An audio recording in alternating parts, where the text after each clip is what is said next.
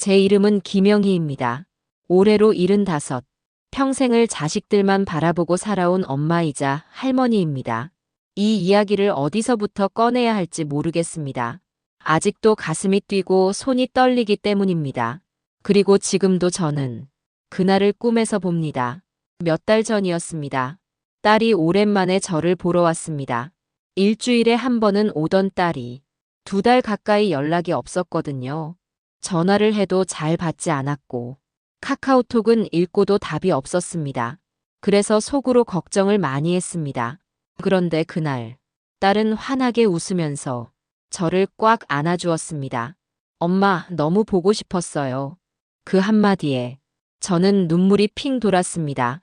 딸의 따뜻한 손길, 딸의 다정한 눈빛, 그 모든 게 반가웠고 고마웠습니다. 딸은 제 손을 꼭 잡고 말했습니다. 엄마, 우리 여행 가요. 진짜 제대로 된 여행. 처음엔 무슨 말인가 싶었습니다. 무슨 여행? 그러자 딸이 꺼내든 말은 제 마음을 송두리째 흔들어 놓았습니다. 우리 엄마 해외여행 한 번도 안 가봤잖아요. 이번에 내가 제대로 준비했어요. 호텔도 예약했고 비행기 표도 다 샀고 엄마는 몸만 오면 돼요. 순간 심장이 벌렁거렸습니다. 이 나이에 해외라니요. 한 번도 생각해 본 적 없는 일이었습니다. 저는 늘 그렇게 살아왔습니다. 내가 무슨 돈 아깝잖아. 애들한테 미안해서. 하지만 딸의 눈빛은 진심이었습니다. 그렇게 보였습니다. 그리고 말했습니다. 이제 엄마가 좀 누려야지. 우리가 다 컸는데 왜 아직도 엄마는 엄마야? 그 말에 저는 무너졌습니다. 그래요. 이제 좀 누려도 되지 않을까요? 평생을 자식만 바라보고 남편 수발 들고 새벽마다 시장 가고 몸이 망가져도 괜찮아만 되뇌었던 인생이었습니다. 그렇게 저는 오랜만에 옷장을 열었습니다. 제일 좋은 옷, 가장 편한 신발, 그리고 딸이 사준 스카프를 꺼냈습니다. 거울 앞에 서서 머리를 말리고 립스틱을 발랐습니다. 그 작은 변화가 그토록 설렐 줄 몰랐습니다. 딸은 다음날 저를 데리러 왔습니다. 캐리어를 끌고 간식도 챙기고 비행기 표 프린트도 보여줬습니다. 엄마, 여기 봐요.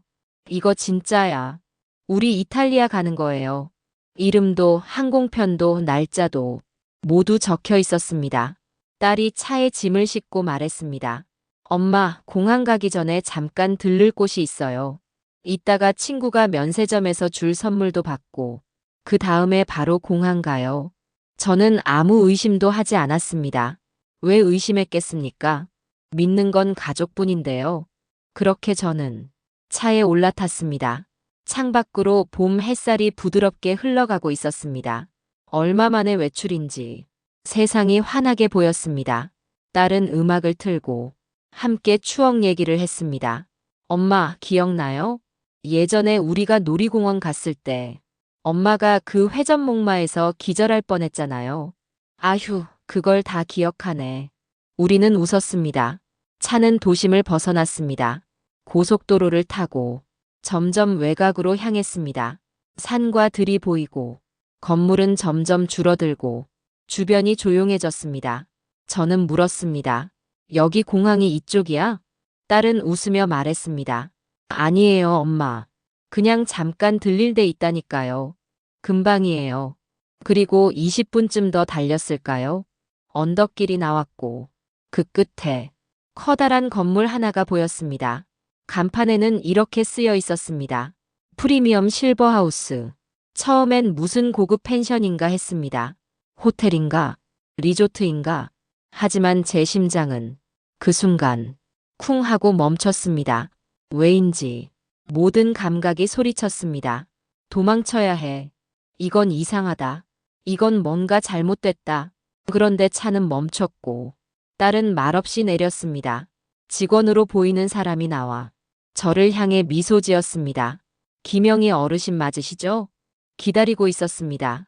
그 순간 숨이 막혔습니다. 왜 저 사람은 제 이름을 알고 있는 걸까요? 왜 아무런 설명 없이 그렇게 말하는 걸까요? 저는 딸을 붙잡았습니다. 이게 뭐야? 여기 어디야? 왜 이런 데 와? 우리 여행 가기로 했잖아. 공항 간다며. 딸은 고개를 숙였습니다. 그리고 작게 말했습니다. 엄마 미안해요. 정말 미안해요. 근데 우리 다 엄마를 위한 결정이에요. 엄마가 자꾸 혼자 다치고 기억도 가물가물해지고 우린 너무 불안했어요. 그 말이 끝나기도 전에 저는 울부짖었습니다. 그럼 나한테 얘기를 했어야지. 왜 속여? 왜 거짓말을 해? 이게 효도야? 하지만 아무도 제 말을 듣지 않았습니다. 딸은 등을 돌렸고 차에 다시 올라탔습니다. 직원이 다가와 저를 부축했습니다. 저는 소리쳤습니다. 딸아, 정신 차려봐. 엄마가 뭘 잘못했니? 왜 날 여기 데려와? 왜 나를 버려? 딸은 창문을 닫았고 차는 출발했습니다. 저는 그 자리에 주저앉아 울고 또 울었습니다. 그날이 제가 가족에게서 버림받은 날이었습니다. 며칠 뒤 요양원 사무실에서 저를 불렀습니다. 이유는 건강보험정보 확인이라고 했지만 실제로는 재정 확인이었습니다. 어르신, 기존의 따님께서 한 달치 요양비를 선납하셨어요. 다음 달부터는 자동이체가 필요해요. 그 말에 저는 눈이 동그래졌습니다. 자동이체요? 그런 건 들은 적도 없어요. 제 통장에서요? 직원은 태연하게 말했습니다. 이미 계약서에 다 써 있었습니다. 따님이 어르신 명의로 통장을 연결하셨어요. 잔액 확인해 보실래요? 저는 믿을 수 없었습니다. 하지만 제 눈으로 확인한 순간 그 현실은 차갑게 다가왔습니다. 적금 통장, 잔액 3만 7천 원, 3천만 원 가까이 모았던 그 돈이 사라져 있었습니다. 노후에 쓰려고, 병원비 대비하려고, 손주 대학 갈 때 보태주려고 아껴 모은 그 돈이 한 푼도 없이 그대로 딸 손에 넘어가 있었습니다. 저는 몸이 떨렸습니다. 심장이 터질 것 같았고 눈앞이 핑 돌았습니다. 내가 바보였구나. 그날 밤 저는 거의 잠을 이루지 못했습니다. 언제부터였지? 언제부터 그 애가 나를 돈으로 본 거지? 하지만 제 슬픔은 그 방에서 끝나지 않았습니다. 윤복 할머니가 작은 봉투를 꺼내 보여주셨습니다. 내 통장도 비었어요. 아들놈이 여기 오면서 가져갔어요. 나는 그냥 서명만 했는데. 그리고 또 한 분. 반대편 침대에 계신 조순자 할머니는 수첩을 꺼내며 말했습니다. 여기 계신 분 중에 자식 때문에 요양원 들어오신 분 10명이 넘어요. 그중 절반은 자식이 요양비까지 부모 통장에서 뺀대요. 그때 저는 알았습니다. 이건 단순한 개인의 비극이 아니었습니다. 그날 밤 저는 아무 말도 하지 못했습니다. 눈을 감아도 귀에 들리는 건 윤복 할머니의 말뿐이었습니다. 여기 다들 버림받은 사람들이야. 누가 버렸고 어떻게 버렸는지 저마다의 사연은 달랐지만 결국 도착한 곳은 같았습니다. 그리고 무엇보다 무서운 건 이곳이 너무 조용하다는 것이었습니다. 아무도 소리를 지르지 않았고 아무도 항의하지 않았습니다. 모두가 받아들이고 있었습니다.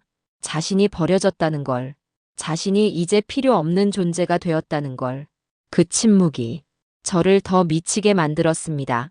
며칠 뒤 복도 끝 작은 휴게실에서 한 남자 어르신과 마주쳤습니다. 조용히 책을 읽고 계셨는데 책갈피에 꽂힌 건 요양원 피해자 모임 연락처였습니다. 제가 다가가 물었습니다. 저기요, 그거 어디서 구하셨어요? 남자 어르신은 고개를 들며 말했습니다. 당신도 피해자군요. 우린 다 그렇죠. 그런데 아무도 말하지 않아요. 말하는 순간 불편한 환자로 분류되거든요. 그 말을 듣고 저는 멍해졌습니다. 말하면 안 되는 곳, 참아야 살아남는 곳, 그곳이 바로 이 요양원이었습니다. 저는 그날 밤 작게 종이에 글을 썼습니다. 버림받았지만 나는 아직 사람입니다. 그리고 그 종이를 복도 게시판에 몰래 붙였습니다. 다음 날 그 종이는 사라졌습니다. 대신 제 방에는 요양원 간호부장이 들어와 말했습니다. 어르신, 최근에 정서적으로 불안해 보이세요. 필요하시면 심리치료 받아보실래요? 그 순간 깨달았습니다. 문제 제기를 하면 정신적으로 취급받는 구조. 그때부터 저는 가만히 있지 않기로 결심했습니다.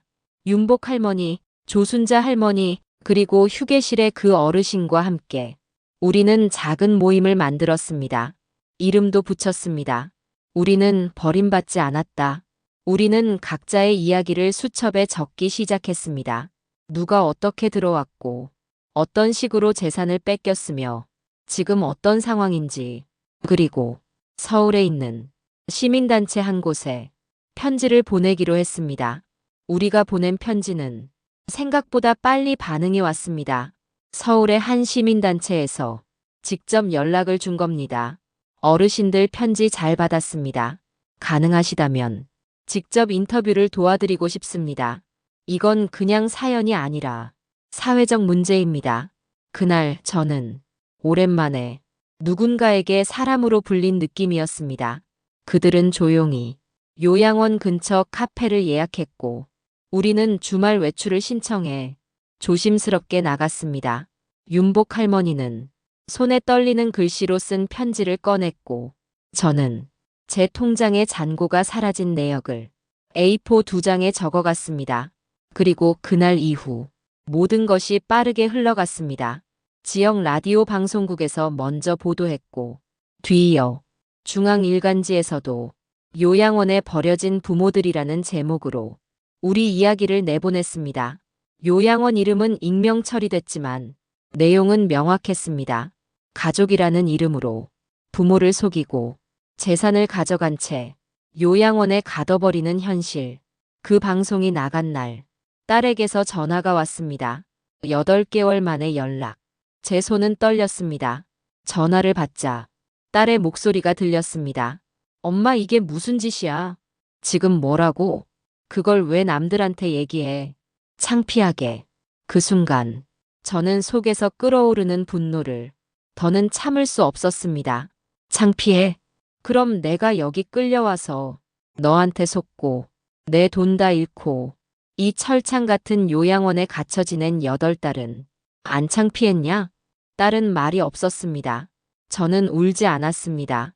울면 또 약해질까봐. 그동안 너무 많이 울었기 때문에 이번엔 다르게 말하고 싶었습니다. 너 엄마야. 사람이야. 너한테 밥 먹이고 밤새 열째며 키운 사람이야. 근데 넌 나를 짐 취급하고 돈으로 보고 버렸어. 딸은 울기 시작했습니다. 하지만 그 눈물에 이젠 아무 의미도 없었습니다. 그 전화는 내가 과거와 이별한 전화였습니다. 내가 나를 되찾는 순간이기도 했습니다. 며칠 뒤 요양원에 시청 직원들이 현장 점검을 나왔습니다. 입소자 인권 관련 민원 제기 건. 그 한 문장에 직원들 얼굴이 하얗게 질렸습니다. 우리는 더 이상 침묵하지 않았습니다.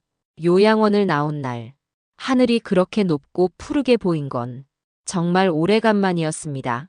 윤복 할머니와 저는 서로의 손을 잡고 조용히 울었습니다. 우리 살아서 나왔네. 시청의 행정조치로 요양원은 정식 조사에 들어갔고 입소자 전원의 가족 계약서와 통장 내역이 재확인되었습니다. 그 과정에서 부모 명의로 자식이 동의 없이 금융계약을 체결한 사례가 무려 27건이나 나왔습니다. 그중 14건은 고의적 사기 혐의로 고발되었고 나머지도 민사조치가 이루어졌습니다. 저는 집으로 돌아왔습니다. 하지만 그 집은 이제 예전의 집이 아니었습니다. 거실에 혼자 앉아 있자니 너무 조용해서 숨이 막히는 것 같았습니다. TV도 시끄럽기만 하고 휴대폰은 울리지 않았고 마당에 핀 국화꽃만 말없이 저를 바라봤습니다. 이젠 뭐하지? 한참을 멍하니 있다가 탁자 위에 있던 노란 봉투가 보였습니다. 그건 시민단체에서 보낸 초대장이었습니다. 고령자 인권 보호 간담회 당사자 참여 요청. 처음엔 망설였습니다. 내가 뭘 할 수 있을까? 이 나이에 무슨. 하지만 그 다음 문장을 보고 저는 자리에서 일어났습니다. 당신의 이야기가 누군가의 인생을 바꿉니다. 그날 이후 저는 서울, 광주, 대구, 부산까지 전국을 돌며 제가 겪은 일을 이야기하기 시작했습니다. 처음엔 손이 떨리고 말이 막히기도 했습니다. 하지만 사람들이 제 말을 들으며 우는 걸 보았고 어르신들이 손을 잡고 고맙다고 말하는 걸 들으면서 저는 알았습니다.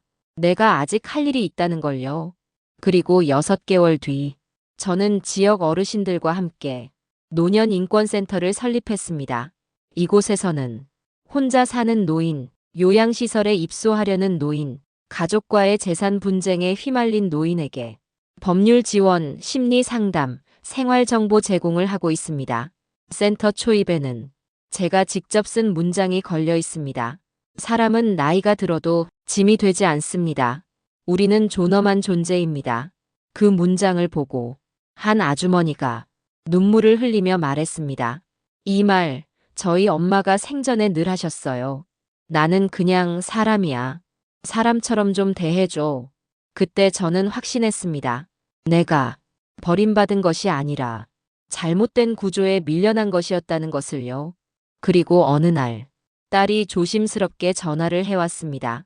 그녀는 변호사를 통해 제 통장 명의로 되어 있던 요양원 계약 해지를 요청했고 자신의 잘못을 편지로 써보냈습니다. 엄마, 나는 엄마가 무서웠어요. 언제 쓰러질지 모른다는 두려움에 책임을 회피하고 싶었어요. 근데 내가 했던 방식은 사람이 할 짓이 아니었어요. 저는 그 편지를 서랍 깊숙이 넣었습니다.